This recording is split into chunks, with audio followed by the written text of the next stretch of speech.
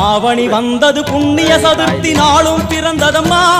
அதிகாலை முதலே மனையில் மங்கள மேளம் ஒலிக்குதம்மா கஜமுகனின் வரவை காண குடும்பம் வாசலில் கூடுதம்மா மாக்கோலம் இட்டொரு மனை மேல் வந்தான் ஆரத்தியாகுதம்மா கணபதி ராஜா வந்தாராம் மனையில் நின்றே பொன்னாளாம் கணபதி ராஜா வந்தாராம் மனையில் நின்றே பொன்னாளாம்